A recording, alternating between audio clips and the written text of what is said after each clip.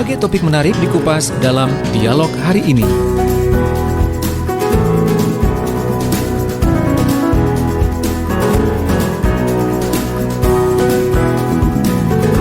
Assalamualaikum warahmatullahi wabarakatuh. Selamat pagi sahabat pendengar pemirsa di mana saja Anda berada. Saatnya kita masuk dalam program Komunikasi Bisnis. Untuk pagi hari ini temanya adalah kreatif, inovatif, dan inventif, membumikan visi menjadi praktik bisnis. Masih bersama dengan Roni Herwin Mustamu. Beliau adalah Direktur Quadrant Consulting. Dan juga Anda bisa simak program Komunikasi Bisnis ini di LPPL RGR FM Tulungagung dan Praja Angkasa FM Trenggalek. Dan saya sudah tersambung dengan narasumber, yaitu dengan Pak Roni, dan juga lewat Zoom. Ini saya pantau juga ada beberapa partisipan yang juga sudah join. Ada Pak Bayu Sutas. Saya sapa dulu ya untuk partisipan-partisipan yang sudah bergabung. Selamat pagi Pak Bayu Suta. Kemudian ada Pak Irawan Hadikusumo. Selamat pagi Pak Irawan. Ada Pak Paul Medan Horasbah. Selamat pagi Pak Paul. Horas. Ya. Horas. Ya. Dan juga ada embel-embel Radmi nih. Saya nggak tahu namanya siapa ini ya.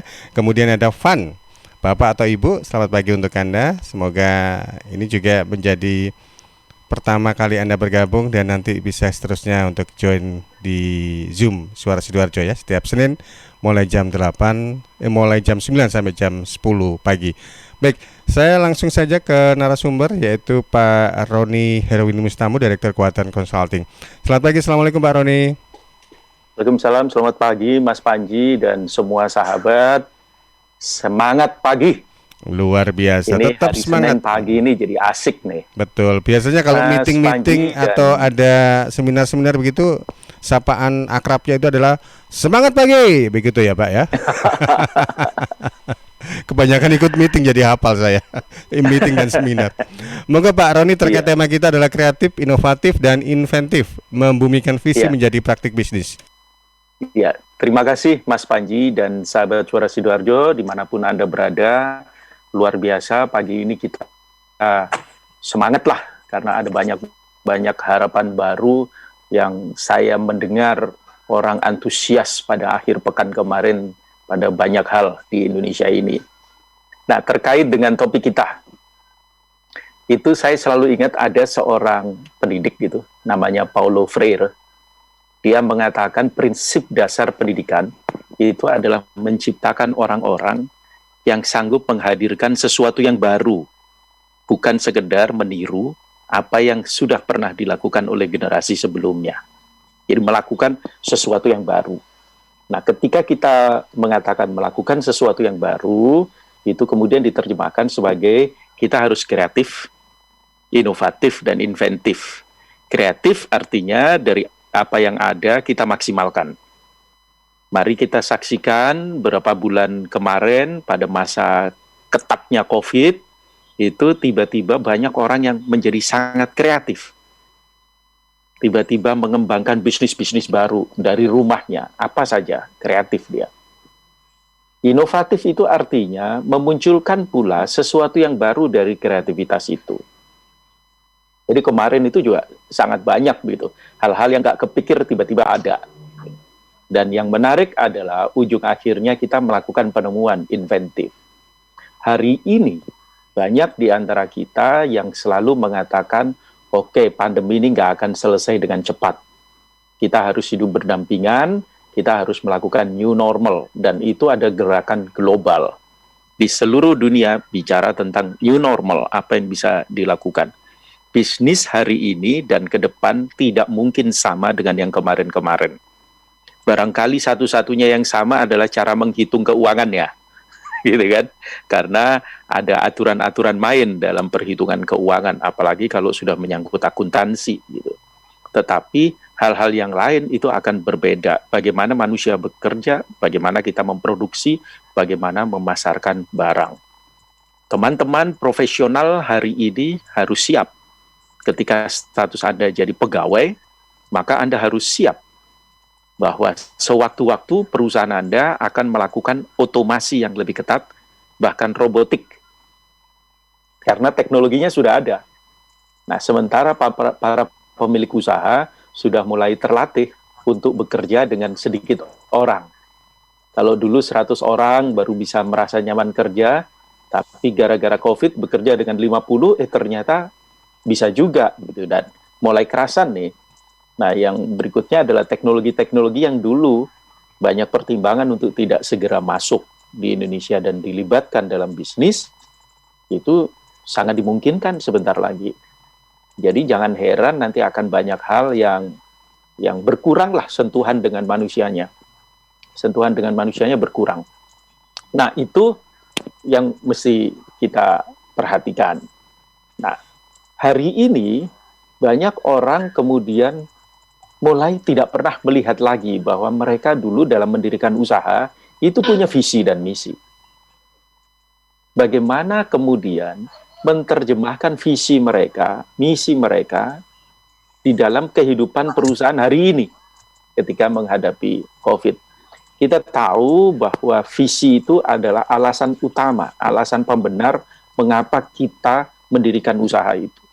Sebagian orang visinya sederhana, saya nggak punya duit, saya harus cari duit, titik. Gitu kan? Saya mau jual apa saja, boleh. Saya mau produksi apa saja, boleh. Jadi visi itu bahasa kerennya raison d'être, alasan pembenar mengapa sesuatu didirikan, dalam hal ini adalah perusahaan. Misi itu adalah pilihan. Artinya the chosen track, jalur apa yang akan kita pilih. Ada orang tertentu yang berpikir bahwa saya hebatnya berdagang saja, maka dia masuk dalam jalur perdagangan. Ada orang yang mengatakan saya memproduksi, keahlian saya adalah makanan, maka saya memproduksi makanan. Ada yang memproduksi plastik, ada yang menghasilkan produk-produk berbasis metal, dan seterusnya. Nah, itu yang harus secara real sekarang diuji kembali. Ada alat lama, dulu namanya 7S McKinsey, 7S dari McKinsey. Kita bongkar itu semua. Artinya kita lihat bagaimana perusahaan itu kemudian harus berpikir apakah apa yang mereka siapkan selama ini betul-betul bisa terimplementasikan di lapangan. Dari sisi strateginya bagaimana, dari sisi struktur dan sistemnya bagaimana, dan dari sisi orang-orangnya, keterampilan apa yang dibutuhkan, gaya bekerja seperti apa yang harus dilakukan, dan staf dengan kualifikasi seperti apa yang harus direkrut. Nah, hari ini itu semua menjadi tantangan karena sekarang ini menjelang akhir tahun, banyak keputusan-keputusan strategik yang sedang diambil atau bahkan sudah diambil walaupun belum diumumkan oleh perusahaan-perusahaan, terutama besar. Kalau perusahaan yang besar, biasanya Oktober begitu mereka udah clear larinya mau kemana untuk tahun 2021. Nah, karenanya mari kita lihat kembali apakah selama ini perusahaan kita itu hanya sekedar menjadi follower, artinya menjadi pengikut, fotokopi apa yang dilakukan oleh perusahaan lain dengan melakukannya pada skala misalnya lebih kecil, lebih murah, atau kita ini mau jadi champion di tempat kita masing-masing dengan keyakinan bahwa perusahaan ini akan menjadi besar. Nah, itu tantangan hari ini, Mas Panji dan sahabat Suara Sidoarjo, karena nantinya kita harus ukur apakah yang kita katakan itu bisa dibunyikan di lapangan. Itu kira-kira, Mas Panji. Baik, Pak Roni, itu selamat datang, ada Pak Rudin. Saya cek dulu untuk Zoom-nya, ada beberapa partisipan ini yang sudah join. Itu juga yang perlu kami sampaikan kepada pendengar, pemirsa di mana saja Anda berada. Anda juga bisa ikut untuk memberikan pertanyaan atau diskusi seputar tema kita yang diangkat untuk pagi hari ini, yaitu kreatif, inovatif, inventif, membumikan visi menjadi praktik bisnis. Di Zoom ada beberapa narasumber yang juga sudah join. Ada Pak Rudi. Selamat pagi Pak Rudi, apa kabar? Selamat pagi Pak Panji dari Siap. Jakarta. Dari Jakarta ya Pak Rudi. Oke, Jakarta gimana kondisinya? Cuaca cerah? Pada saat ini masih cerah. Kadang-kadang setelah makan siang cuaca sudah mulai hujan terus gitu loh Pak. Iya, sepertinya fenomena La Nina ini sudah mulai terasa ini ya. Masa transisi dari musim kemarau ke musim hujan. Lalu juga saya sapa untuk Pak Ahmad Karsianto. Selamat pagi Pak Ahmad. Ada Pak Andreas Saputro juga, selamat pagi untuk Anda. Ada Ibu Teresia Shanshan, selamat pagi untuk Anda yang juga sudah bergabung lewat Zoom ya. Baik, ini saya coba ke sebentar dari beberapa catatan. Oke, baik. Saya coba ke analisanya Pak Rudi Balmatar terlebih dahulu. Ini Pak Rudi, terkait dengan tema kita kreatif, inovatif, inventif, membumikan visi menjadi praktik bisnis. Ini sedikit gambaran saja ya Pak ya. Kalau secara makro, ekonomi kita ini sudah mengalami 2 kali kontraksi, kuartal kedua dan kuartal ketiga. Dalam hal ini tentunya kita harus sebagai seorang pelaku usaha juga dituntut untuk seperti yang dipaparkan di awal oleh Pak Roni, kreatif, inovatif dan juga inventif. Kalau dari aspek pemikiran Anda seperti apa ini Pak Rudi? Di tengah kondisi yang terima kasih. Resesi kata orang.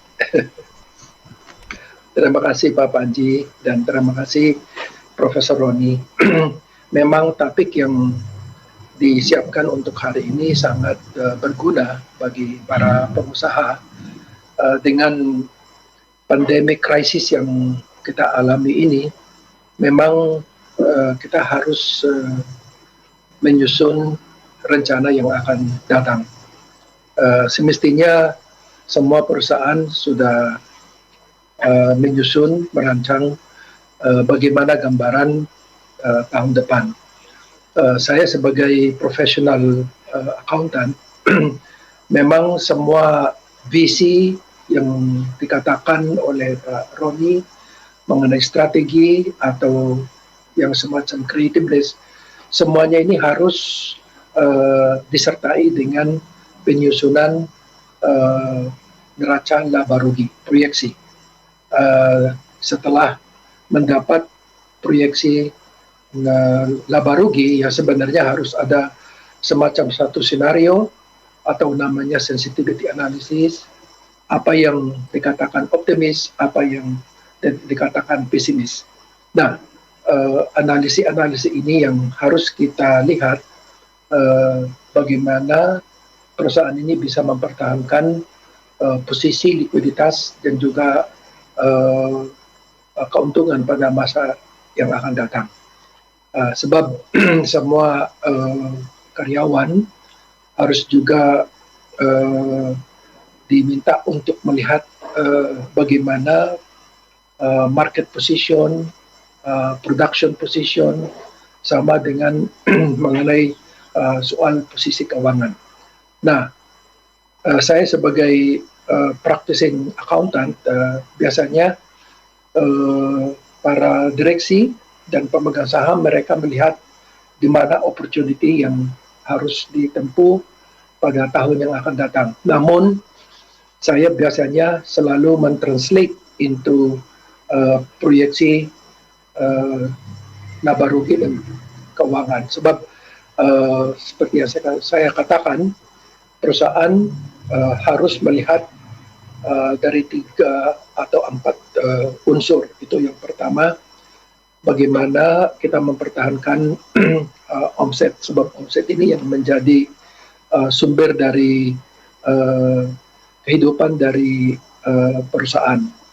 Dan apakah kita hanya mencapai titik impas, break even namanya, atau masih ada marginal keuntungan di mana.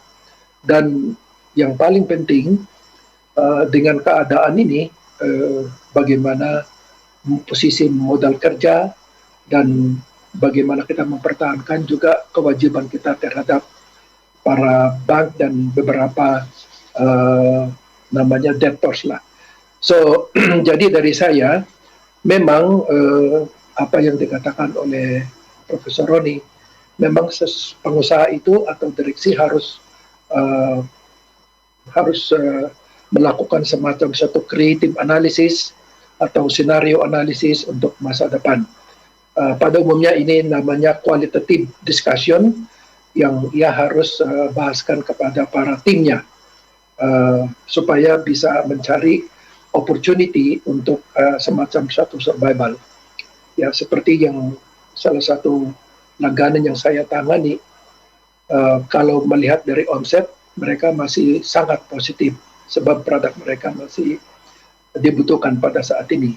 Namun, yang menjadi problem adalah kadang-kadang harga bahan baku sudah melonjak dan bagaimana kita mempertahankan beberapa biaya-biaya yang harus kita pertahankan. So, jadi ini harus ada semacam satu analisis yang harus dilakukan sebab kita harus juga ketemu beberapa instansi untuk mendapat sumber kas supaya perusahaan ini bisa jalan dengan baik. So, jadi ada perusahaan juga yang pada saat ini tahun 2021 mereka bilang bahwa kemungkinan omset mereka bisa jatuh 30%, 40%. Nah, dengan expectation atau yang diharapkan ini, memang mereka harus juga menyusun semacam satu rencana sejauh mana mereka mempertahankan kalau capacity adalah 60% atau 50%. So, show must go on. Itu yang biasanya harus ditangani oleh beberapa pengusaha atau para pemain dari bisnis. So, jadi dari saya sebagai orang accountant, setelah saya mendengar dan melihat apa yang dipikirkan oleh para pengusaha dan para direksi, saya akan membantu untuk menyusun laporan keuangan ini supaya mereka bisa mengerti dan memahami bagaimana keadaan likuiditas dan pertumbuhan daripada bisnis ini. So Pak Panji, ini yang saya hanya bisa katakan sebagai seorang akuntan yang biasanya melakukan support dari beberapa perusahaan, Pak Panji. Terima kasih, Pak. Baik, selamat Pak Rudi Balmater. Kenapa saya ngomong selamat? Karena bahasa Tagalognya orang Filipina bilang terima kasih, begitu ya. Thank you, terima kasih, Pak. Sedikit-sedikit belajar bahasa Tagalog ini. Ya, supaya Pak. bisa ngobrol lebih jauh dengan Pak Rudi Balmater. Baik, di partisipan di Zoom saya ingin sapa Pak Paul Medan. Pak Paul, horas Pak Paul. Manakah Pak Paul? Horas. Baik, Pak Paul. Pepatah mengatakan tak kenal maka tak sayang. Kalau boleh tahu Pak Paul di Medan ini lagi bisnis apa nih sekarang, Pak? Oh, saya kebetulan di bidang EMKL ya, ekspedisi muatan kapal laut, tapi hanya pengiriman di domestik ya. Hanya Antar pulau. pengiriman antar pulau saja, ya, tidak ke internasional. Antar pulau, antar provinsi begitu ya? Kayak bis gitu. Benar. Apa biasanya yang dikirim itu apa, Pak Paul? Banyak sih, dari barang-barang pabrik, ya, bahan baku pabrik, lalu ada juga pengiriman, sebetulnya pengiriman yang ekspedisi darat, mereka sebagian dikirim lewat laut juga, karena lebih safe ya, dan harga lebih murah daripada operasional dengan truk. Itu. Iya, jadi saat ini memang sudah agak-agak bagus ya, agak mulai meningkat sedikit demi sedikit. Agak mulai meningkat. Karena kita tahu pandemi sejak melanda negara kita di bulan Maret itu sudah mulai agak penurunan begitu ya. Tapi ini sejak kapan ini? Ada peningkatan sejak mulai kapan ini, Pak Paul? Kalau yang dari pengalaman yang saya lihat itu dari sejak mulai bulan 6 ke 7 itu mulai pelan-pelan. Juni, Juli pelan-pelan sudah mulai naik ya? Sudah mulai. Itu terlihat dengan kondisinya waktu saya sering naik turun ke pelabuhan ya. Yeah. Jadi pada saat Maret, April, Mei itu sepi sekali. Truk-truk itu pun hampir nggak jalan. Tapi ini mulai rame, mulai macet. Nah, udah bagus. Berarti sudah mulai banyak barang yang keluar masuk. Ya, itu indikasinya seperti itu yang saya lihat. Iya, produk apa yang paling dominan ini? Apakah makanan minuman atau barang consumer good atau apa ini, Pak? Umum, barang consumable, umum yang sekarang yang paling dominan. Barang umum yang paling dominan. Baik. Jadi barang-barang yang general cargo, kalau kami sebutkan istilahnya general cargo, dari pengangkutan darat itu banyak yang dialihkan ke laut ya. Jadi lebih cepat, lebih aman. Iya, Pak Paul, kalau kita bicara soal pemain di sektor usaha transportasi via laut ini ya, ini kan bukan istilahnya itu kan banyak gitu. Bagaimana akhirnya Pak Paul bisa survive dan juga bisa istilahnya itu dalam kondisi seperti ini akhirnya nantinya tetap bisa bertahan dan syukur-syukur nanti bisa merambah ke banyak tempat dalam arti kata ya barangkali buka cabang di sana sini begitu Pak Paul. Ya, kondisinya pada saat pada saat menurun kemarin memang terjadi krisis yang menimpa semua bidang ya, termasuk perusahaan kami, sehingga mengakibatkan kami terpaksa mengurangi tenaga kerja, bahkan gedung kantor kami yang kebetulan milik kantor itu terpaksa dijual, juga ada pemegang saham yang mengundurkan diri sehingga sebagian sahamnya dia tarik. Sisa yang masih berkomitmen, kami 3 orang berkomitmen akan melanjutkan ya dengan dana yang seminimal mungkin, ya pemotongan gaji sehingga 50% bagi yang masih mau. Ya akhirnya kami bisa bertahan dan ini mulai menunjukkan indikasi mulai membaik.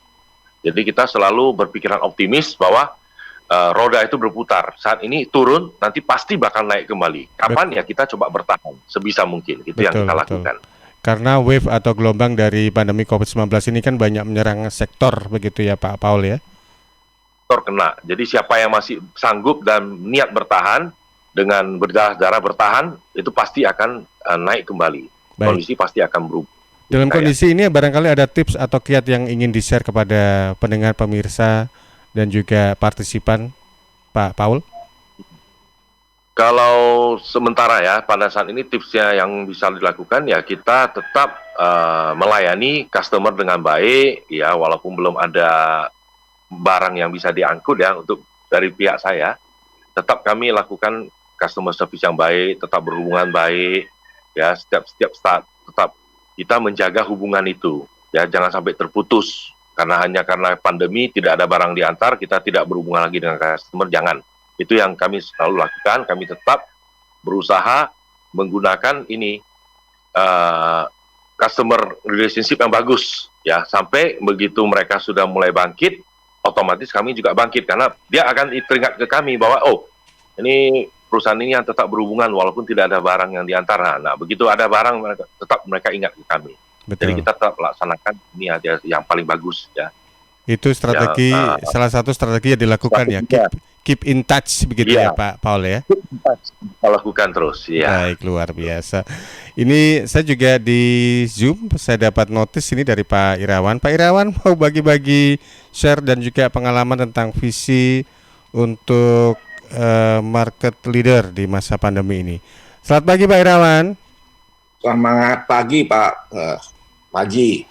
Silakan Pak Irawan, waktu dan tempat kami persilakan. Ya, biasanya kalau kita di Bali selalu orang-orang berkata adalah tiada hari tanpa hari libur itu. Tapi kalau di dunia bisnis kemungkinan sebaliknya, karena Sabtu malam saya online dengan pemilik dari salah satu perusahaan di bidang kosmetik yang memberikan pencerahan bagi kami semua. Dia menyatakan industrinya adalah industri kosmetik ya. Seperti kita ketahui, ini kebetulan saya ambil salah satu buku yang simple tentang visi misi statement. Sebagian besar visi dari suatu perusahaan, sebagian besar ya, selalu menyatakan bahwa visinya adalah menjadi market leader di bidangnya.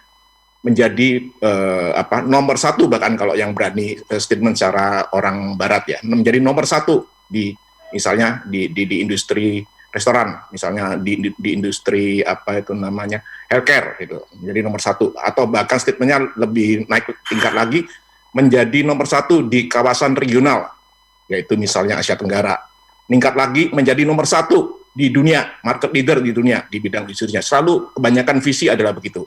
Jadi nggak ada yang saya mau menjadi nomor 10 di bidang industri saya, nggak ada visi yang tentang begitu. Mungkin Pak Roni bisa tolong benerin.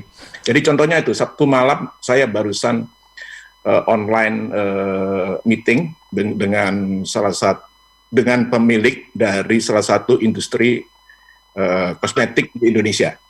Jadi sebelum pandemi, perusahaannya dia ini masih nomor sekian di industri kosmetik di Indonesia. Dengan cara dia menangani industrinya, dia segera cepat switch mengatasi saat Maret itu ada pandemi, yaitu dengan menambah unit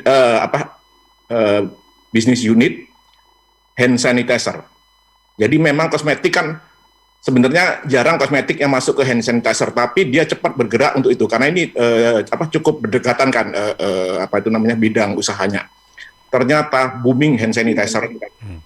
Dan dia udah mencanangkan Desember ini insya Allah hampir pasti akan go public. Jadi saya belum bisa nyebut nama karena biar beliau nanti dan market yang amati siapa perusahaan kosmetik yang go public di Desember ini. Dan jangan kaget yang beliau nyatakan ke saya juga tanya, loh Pak kok go public? Omsetnya Bapak bukannya turun masa pandemi ini di kosmetik industri? Dia bilang, enggak Pak Irawan, di masa pandemi ini kami grow 20 hingga 30% secara omset. Jadi tahun 2020, ini yang marketkan saya. Kemudian saya uber lagi, Pak, untuk the next projection 2021 yang udah di depan mata, berapa proyeksi Bapak? Dia menyatakan, Pak Irawan, saya nggak mau sombong, saya orangnya konservatif, saya hanya mencanangkan target 20%. Dan saya yakin manajemen saya akan memacu penjualan lebih dari itu. Karena histori kami adalah grow 20 hingga 30% setiap tahunnya. Itu. Jadi maksud saya, aplikasi visi di dunia nyata sekarang ini, di masa pandemi adalah, ini timingnya dari pengurus, dari jajaran manajemen, untuk bagaimana membalik keadaan masa pandemi. Bahkan melampaui pesaing-pesaing yang ada. Karena setahu saya, mohon maaf saya mungkin kalau keliru, saya juga tanya-tanya beberapa industri kosmetik lainnya, semua pada ngeluh industri, ya bayangkan aja seperti mungkin siapa, saya lupa, minggu lalu yang diceritakan ya, bahwa sekarang ini siapa yang pakai kosmetik? Istri saya juga kebanyakan tinggal di rumah, nggak ke mall, nggak keluar kota, nggak ketemu teman-temannya. Kapan pakai kosmetik? Kapan pakai lipstik? Ya terbatas saja tuh. Masa pakai kosmetik untuk suaminya saja, gitu kan kasarannya. This is the timing. Kalau entrepreneur jeli, kalau jajaran manajemen jeli, inilah saatnya mewujudkan visi yang ada. Ya, at least memang dia belum market leader, tapi sebagai by the way dia udah bilang, Pak saya belum bisa ngomong karena masih masih running ya proses go public-nya, tinggal 1 bulan lagi. Tapi dia udah menyatakan bahwa market dia pada saat pandemi ini dari dulunya ratusan M, sekarang menjadi 1,1 T. Nah ini yang bikin saya kaget gitu. Jadi sekali lagi, this is the opportunity jika kita jeli di masa pandemi ini. Demikian Pak. Terima kasih. Kalau sudah ada ancang-ancang untuk melantai ke bursa saham, berarti ini Pak Irawan sudah siap untuk memborong lot sahamnya ini berarti ya? Mudah-mudahan kalau dapat duit tambahan dari Pak Roni. Baik, saya juga sampaikan untuk Anda sahabat, Anda bisa bertanya bergabung di 08213264 109. Baik, Bapak-bapak dan Ibu-ibu serta pendengar pemirsa di mana saja Anda berada, kita jeda dulu ya. Nanti kita akan sambung kembali untuk komunikasi bisnis kita dengan tema kreatif, inovatif, inventif, membumikan visi menjadi praktik bisnis. Suara Sidoarjo, Lembaga Penyiaran Publik Lokal Pemerintah Kabupaten Sidoarjo. Halo arek-arek Jawa Timur, piye kabare? Muga-muga kabeh apik yo. Saya Via Valen mau mengajak kita semua untuk tetap jaga kesehatan di tengah pandemi. Yuk ikut gerakan pakai masker dan tetap ikuti anjuran pemerintah. Dengan cara tetap jaga jarak, sering cuci tangan pakai sabun, hindari keramaian, dan pakai masker kalau keluar rumah. Yuk jaga kesehatan karena banyak orang tersayang yang ingin terus bersamamu. Bersama, kita lawan COVID-19 dengan terus mengingatkan hal-hal baik. Masih banyak banget saudara kita yang belum paham betapa bahayanya COVID-19. Oleh sebab itu, penting untuk kita saling mengingatkan. Semoga kita semua selalu sehat dan tetap produktif di kala pandemi. Ingat, ojo lali nggawe masker ya. Panggilan sidang dari Pengadilan Agama Kabupaten Sidoarjo atas nama Thoib bin Munasir. Thoib bin Munasir dulu tinggal di Dusun Biting, RT 24 RW 12, Desa Mojo Runtut, Kecamatan Kerembung, Sidoarjo. Sekarang tidak diketahui dengan jelas tempat tinggalnya. Kepada saudara Thoib bin Munasir, dimohon hadir di persidangan Pengadilan Agama Kabupaten Sidoarjo, Jalan Hasanuddin nomor 90 Sidoarjo, hari ini hari Senin ya, 9 November 2020 mulai jam 9 pagi. Panggilan sidang ini dari Pengadilan Agama Kabupaten Sidoarjo. Sahabat mata adalah jendela dunia, untuk itu rawat dan sayangilah mata Anda. Konsultasikan seputar keluhan kesehatan mata Anda ke Rumah Sakit Mata Fatma, pusat pelayanan mata terpadu yang mengedepankan keunggulan teknologi, keramahan, komunikatif, dan pelayanan yang cepat. Rumah Sakit Mata Fatma melayani peserta BPJS Kesehatan, tetap buka setiap hari dari jam 7 pagi sampai 9 malam. Percayakan kesehatan mata Anda pada Rumah Sakit Mata Fatma. Tetap memakai masker, jaga jarak, dan rajin cuci tangan dengan sabun dan air mengalir. Bersama kita lawan COVID-19. Katarak Center Rumah Sakit Mata Fatma di Jalan Raya Kalijaten nomor 40 Taman Sidoarjo. Telepon 031 787 9857 atau 031 99 78 2000. 031 787 9857 atau 031 99 78 2000 extension 113 atau 127. Ingat mata, ingat Fatma. Kembali panggilan sidang dari Pengadilan Agama Kabupaten Sidoarjo, kali ini atas nama Sukabdi bin Paijo. Sukabdi bin Paijo dulu tinggal di Dusun Menyangon, RT 24 RW 10 Desa Kletek, Kecamatan Taman, Sidoarjo. Sekarang tidak diketahui dengan jelas tempat tinggalnya.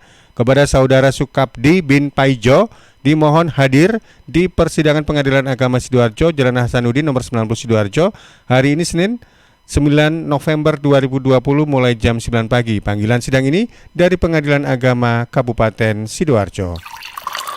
2/3 komponen penyusun tubuh kita adalah air. Perhatikan apa yang kita minum. Pilihlah yang bukan hanya menghilangkan haus, tapi punya nilai lebih. Untuk sehari-hari atau acara khusus, minum air dalam kemasan Santri, produksi Kepontren Sidogiri Pasuruan, yang tidak hanya menyehatkan, tetapi turut mengembangkan perekonomian umat. Santri, air minum dalam kemasan yang diambil dari mata air umbulan yang jernih, segar dengan kandungan mineral yang stabil, diproses melalui sand filter, carbon filter, disterilkan dengan ozon, dan sinar ultraviolet dengan teknologi water treatment melalui mesin pengisian otomatis.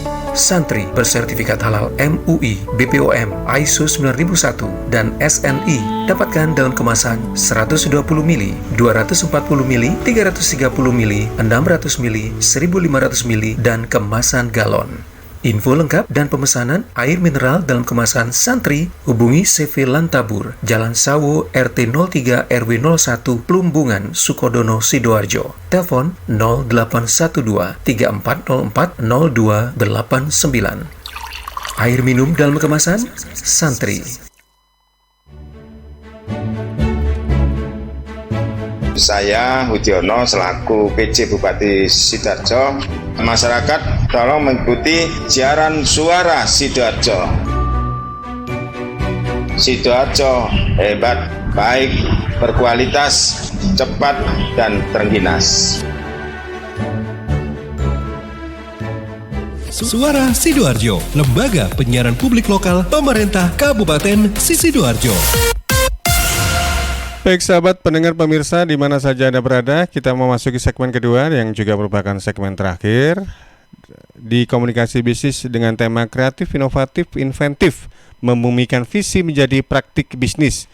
Sebelum nanti ke narasumber, diantaranya ada Pak Roni, saya ke redaksi terlebih dahulu karena ada beberapa pertanyaan yang disampaikan oleh sahabat pendengar pemirsa ini lewat SMS atau WA di 0821 3264 109. Karin.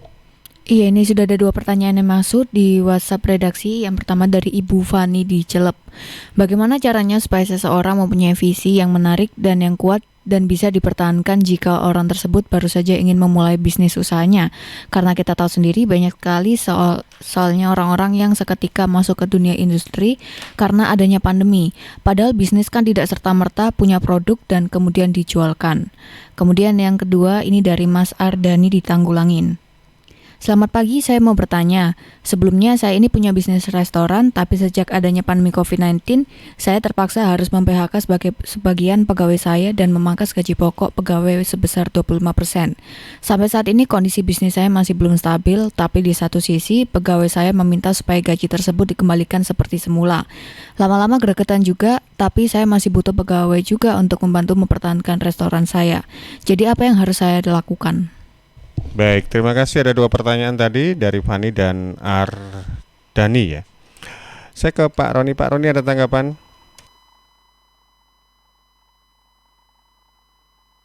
Suaranya belum muncul. Ya, terima kasih Oke, Mas Panji dan sahabat Suara Sidoarjo. Ada 2 pertanyaan tadi ya. Bagaimana caranya agar visi kuat dan bisa dipertahankan? Pada prinsipnya, visi itu sebetulnya berangkat dari satu pertanyaan yang sederhana. Perusahaan ini atau bisnis ini mau dibawa kemana? Mau kita jadikan apa?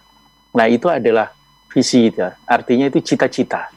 Nah, cita-cita itu kadang-kadang tidak muncul segera di awal, karena yang muncul di awal bisa saja adalah sebuah keterpaksaan, keterdesakan kondisi. Misalnya orang karena dia kehilangan pekerjaan, maka dia harus memikirkan bisnis apa nih saya sesudah ini, itu bisa saja, sehingga dia lakukan apa yang dia bisa. Tapi setelah bergerak, mestinya harus segera diiringi dengan penataan. Jadi distrukturkan, ditata, dikalimatkan dengan baik, begitu ya. Ada cara-cara yang sangat banyak soal itu, tapi biasanya tidak akan lepas dari satu elemen tentang keuangan. Jadi perusahaan ini kalau dilihat dari sisi keuangan nanti bagaimana. Kedua, dari elemen pemasaran. Kalau dilihat dari sisi pemasaran, perspektifnya konsumen bagaimana. Kemudian proses internal di dalam bisnis itu, dan yang keempat itu adalah manusianya, manusia yang bersumber daya. Sehingga asumsinya kalau orangnya bagus, internal bisnis prosesnya efektif, efisien, maka para pembeli, konsumen akan dipuaskan, akan senang, dan dia akan melakukan pembelian ulang. Jadi contoh bisnisnya Pak Pol dari Medan tadi. GMKL itu sebenarnya menurut hemat saya lebih pada bisnis kepercayaan. Ketika barang yang dititipkan itu dikirim tepat waktu, sampai dalam keadaan baik, tidak ada kerusakan apapun, itu loyalitas akan muncul, apalagi kalau harganya berkawan. Jangankan harganya berkawan, harganya yang mahal aja orang mau. Karena bukan sekedar nanti kalau rusak diganti, tetapi komitmen kepada orang yang dikirimi bahwa barang tepat waktu dalam keadaan baik-baik saja itu jauh lebih penting. Kalau orang Indonesia mengatakan nama baik, gitu kira-kira. Nah ini jadi Bu, tadi itu yang didorong, gitu. Bagaimana kita melayani pembeli atau calon konsumen. Kalau kita sudah bisa menstrukturkan, dibuat dalam kalimat yang manis, maka itu nanti bisa jadi visi yang kemudian kita bisa ukur menurut 4 hal tadi. Nah sekarang masuk pertanyaan kedua, pegawai ingin supaya gaji dikembalikan, wajar. Karena manusia itu bekerja ingin supaya dia bisa hidup dan menghidupi keluarganya. Kalau bisa menyimpan untuk masa depan yang lebih baik. Jadi ketika dia kondisi terpaksa, biasanya sangat bisa memahami. Tapi ketika ada pertumbuhan, maka orang-orang ini akan berharap akan menjadi baik. Itu pendekatannya macam-macam. Saya ini kategori yang agak, bahasa Surabayanya itu selengean gitu ya. Saya kalau pernah ya menghadapi gitu, staf minta naik gaji begini, itu kejadian sekian tahun lalu gitu ya. Saya nggak apa-apa, saya malah balik tanya, Anda mau minta digaji berapa? Gitu. Kaget ketika saya tanya itu. Ketika kaget, saya bilang, nggak apa-apa, sebutkan aja mau berapa. Gitu. Nah, ketika dia sebutkan harapan begini Pak, supaya bisa hidup baik, nah berarti kinerja perusahaan kita harus bisa didorong naik sekian persen. Maka komitmen apa yang Anda miliki untuk itu? Nah, di dalam manajemen yang sekarang, itu ada istilah SOAR. Strength, opportunity, itu kita semua sudah tahu, kekuatan dan kelemahan. Tapi ada yang namanya A dan R, aspiration. Anda kepingin apa? Nah, dan R-nya itu adalah result, tepatnya commitment to result, komitmen untuk mencapai hasil. Jadi kita bisa tanya, aspirasi Anda seperti itu, komitmen apa yang Anda miliki supaya hasilnya tercapai? Karena tidak mungkin gaji naik ketika hasil tidak tercapai. Hasil tercapai itu usaha bersama Anda dan saya. Kondisi perusahaan seperti ini, kalau kita bisa dorong, ayo bersama-sama. Saya selalu ingat si Bronson, pemiliknya Virgin Air, itu kan dia selalu mengatakan pegawainya itu bukan staff, tapi bisnis partner gitu. Nah, orang ini pernah suatu saat mengungkapkan pernyataan yang menurut hemat saya sangat menarik. Yang beliau katakan adalah, kalau pegawai saya mau jadi miliarder, nggak apa-apa. Milioner gitu, nggak apa-apa. Dia bilang, jadi aja milioner, saya senang. Karena kalau semua pegawai saya jadi miliuner, berarti saya sebagai pemilik akan menjadi bilioner. Gitu kan? Jadi kalau pegawainya jadi jutawan, maka pemilik usaha pasti akan jadi miliarder. Nah, mental positif ini yang harus kita dorong. Yang tidak boleh terjadi adalah yang asimetris, dalam arti pegawai minta gaji naik, kinerja nggak diperbaiki. Kasarnya nggak mau tahu urusan perusahaan. Karena kalau sudah begitu hubungannya bisa transaksional, hatinya bisa hilang. Pemilik usaha juga kemudian seperti tadi dikatakan, jutek juga, jengkel kan begitu. Saya rasa itu yang mesti digarap. Saya jadi ingat karena Pak Rudi Balmater ini yang ngajari saya. Ketika seseorang menjadi pengusaha yang menjadi pemimpin di perusahaan, maka pemimpin itu punya 3 syarat. Satu adalah kompetensi dia. Kedua, kepeduliannya kepada timnya dia. Dan yang empati begitu. Dan yang ketiga, itu adalah action, melakukan sesuatu. Nah, maka dalam hal ini setiap pemimpin tolong berempati sama mereka, tapi ajak juga untuk action. Biasanya komunikasi. Kalau komunikasinya baik, seperti yang tadi Pak Paul cerita, orang gaji turun juga nggak apa-apa, begitu ya. Tentu ada yang nggak mau karena nggak sanggup, ya nggak apa-apa juga, karena itu adalah pilihan. Tetapi mereka yang mau harus kita hargai, mari kita tumbuh bersama. Tentu mereka yang mau suatu saat ketika kita survive, itu akan diingat. Sehingga mereka tentu akan mendapat manfaat lebih dibanding orang-orang yang datang belakangan. Kira-kira itu, Pak, kalau menurut saya dikembalikan nggak apa-apa, tapi diajak komitmen. Komitmen itu aspirasinya ditangkap, tapi komitmen untuk membawa hasil itu juga harus diminta. Kalau nggak mungkin terjadi. Terima kasih Mas Panji. Ini saya jadi ingat komitmen terhadap pasangan begitu ya. Seia sekata dalam suka maupun duka. Jangan sampai dalam kondisi suka happy tapi saat duka unhappy. Mungkin jadi masukan untuk Pak Paul, kalau untuk karyawan yang memang loyal sampai dengan kondisi seperti sekarang ini, ya luar biasa, mungkin perlu dikasih achievement Pak. Barangkali juga gajinya akan naik kalau kondisinya sudah oke. Saya kembali ke redaksi sebelum nanti bergabung kembali dengan Pak Rodi. Ya Karin. Ini sudah ada 2 pertanyaan lagi yang bergabung di WhatsApp redaksi. Yang pertama dari Ibu Nadifa di Sidoarjo. Bagaimana jika seorang fresh graduate ingin memulai bisnis namun masih belum tahu apa yang harus dimulai pertama kali, namun dia sudah mempunyai tingkat kreativitas yang tinggi. Bagaimana cara memulainya juga mengingat sekarang masa pandemi. Kemudian yang kedua ada dari Indra di Krembung. Strategi apa yang harus diterapkan bagi para UKM yang gagap teknologi di masa pandemi ini? Oke, terima kasih untuk Bu Nadia dan Indra tadi yang juga sudah bergabung. Monggo Pak Roni, ada tanggapan? Ya, terima kasih Bu Nadia ya dari Sidoarjo. Kalau mau bisnis, punya kreativitas, tapi tidak tahu bagaimana cara memulai. Nah, itu yang bahaya. Gitu kan. Bisnis itu harus dimulai dengan semangat. Nah, saran saya, nomor 1, caranya sederhana. Anda lihat, ada nggak gap di dalam pasar? Artinya begini, di dalam masyarakat itu ada nggak kebutuhan atau keinginan yang belum terpenuhi oleh siapapun?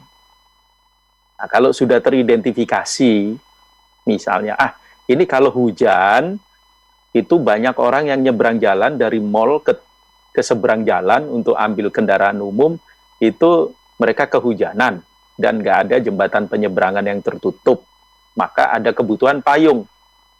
Nah, kalau Anda membuat persewaan payung di situ, maka itu adalah gagasan yang menarik. Tapi kemudian ditanya, kalau gap di dalam pasar tadi saya penuhi, ada pasarnya nggak?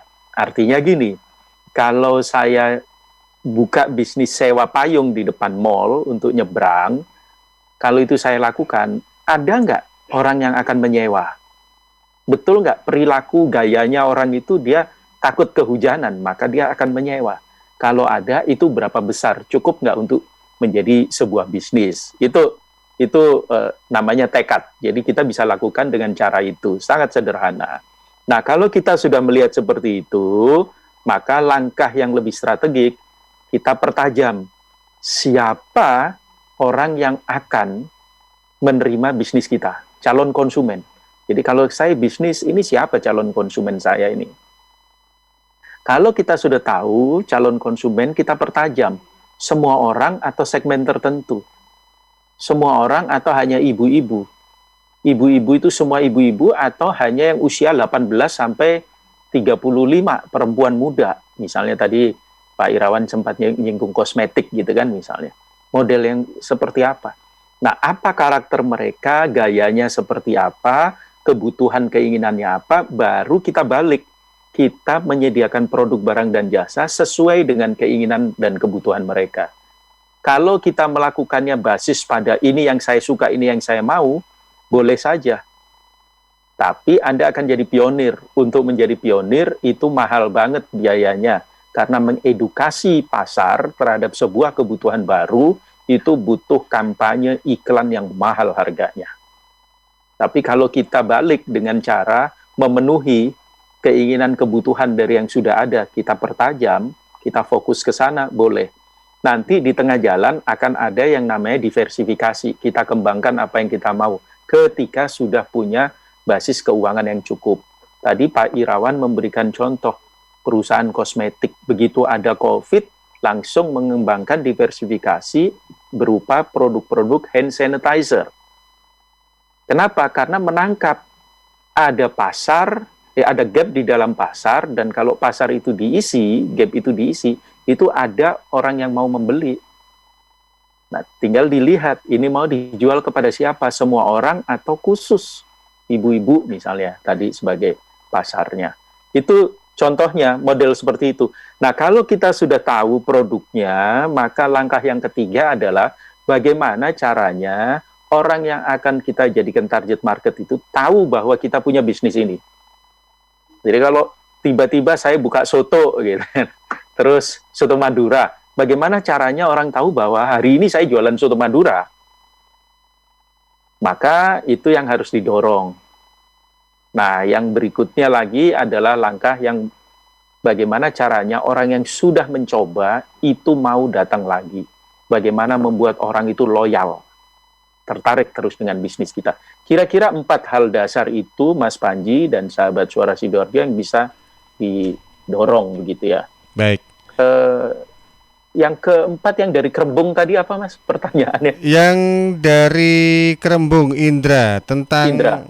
Iya, yang tadi sama pertanyaannya juga soal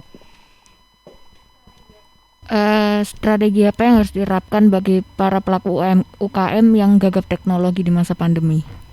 Gaptek. Oh, yang gaptek. Oke. Begini, pandemi ini selalu orang bicara tentang teknologi, itu iya. Semasa pandemi ini, kalau Anda memanfaatkan medsos, Anda akan diuntungkan luar biasa sebagai pebisnis. Gampangnya, apalagi UMKM, kalau Anda tidak masuk sosial media, Anda rugi. Karena banyak orang yang sekarang mengamati itu. Tetapi apakah betul semuanya begitu? Enggak juga. Ada bisnis-bisnis tertentu yang memang hubungannya tetap dari manusia ke manusia. Dan itu orang masih datang. Nah, itu yang mesti dilihat.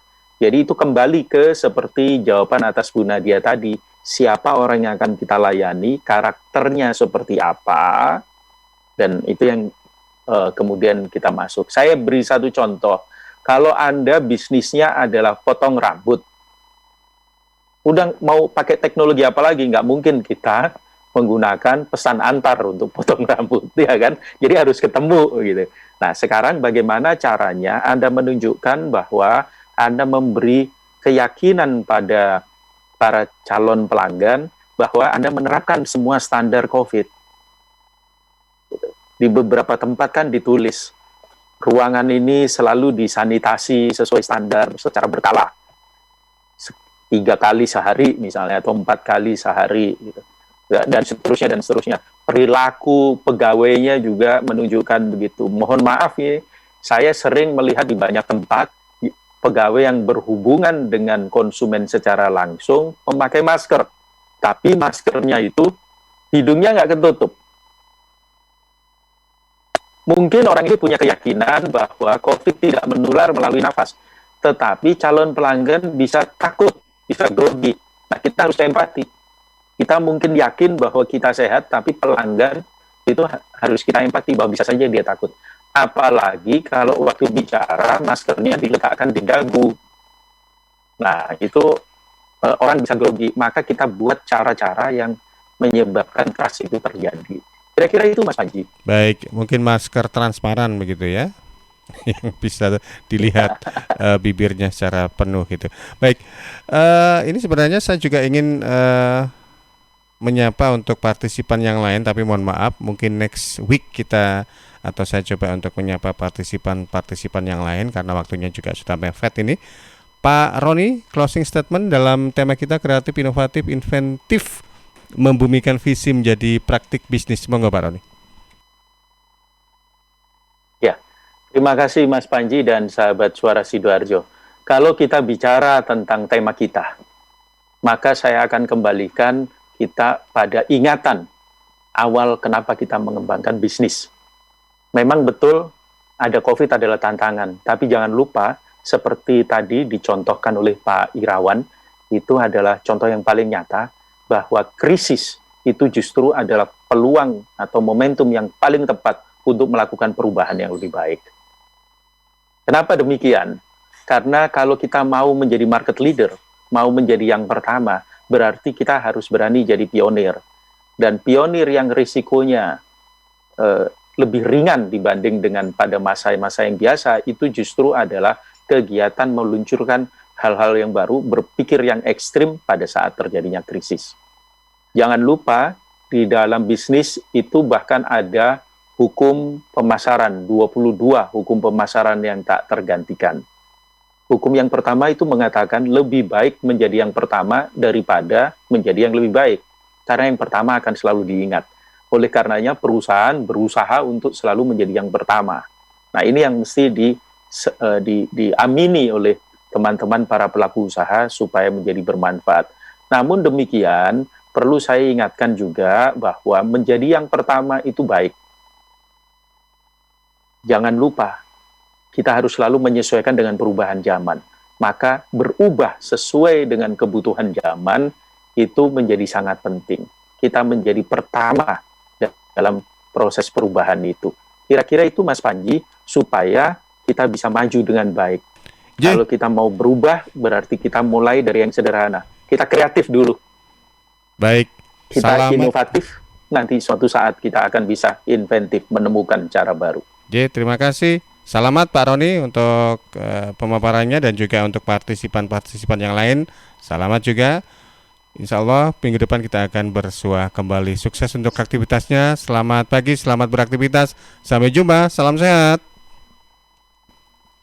Baik, demikian tadi sahabat pendengar pemirsa di mana saja Anda berada, komunikasi bisnis dalam tema kreatif, inovatif, inventif, membumikan visi menjadi praktik bisnis bersama Roni Hamustamu, Direktur Keuangan Consulting. Saya Panji pamit, nanti akan menjumpai Anda di program Jatim News Today jam 11:05. Sukses untuk Anda, sampai jumpa.